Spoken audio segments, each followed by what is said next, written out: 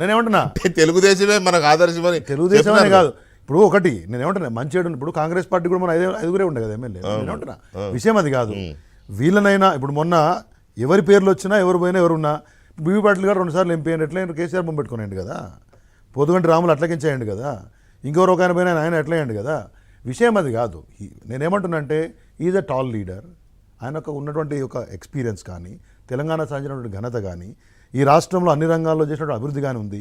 కొంతమంది కొన్ని రోజుల పాటు కొన్ని విషయాలు చెప్పి ప్రజలను నమ్మించవచ్చు కాక, బట్ వీఆర్ కాన్ఫిడెంట్. నేను చెప్తున్నాను, ఐఎమ్ వెరీ క్లియర్. మేము మా 9 రిటర్న్ చేసే ప్రయత్నం చేస్తాం, 100% ప్రయత్నం చేస్తాం. ప్రజల్లో ఇంకా 30-35 డేస్ ఉంది, ఇప్పుడే ఏం కాలే. చాలా విషయాలు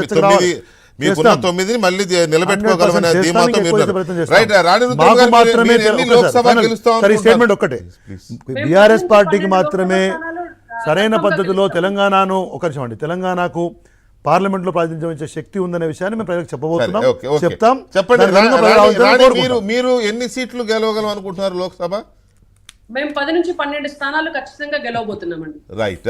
రామచంద్ర రెడ్డి గారు మీరు 14 పైచిలుకు స్థానాల్లో గెలవబోతున్నాం. 14, 12, 12, 26, 26, 9, 35 తెలంగాణలో లోక్సభ స్థానాల సంఖ్య పెంచుదాంలే. థ్యాంక్ యూ వెరీ మచ్ రాణి రుద్రమ గారు అండ్ రామచంద్ర.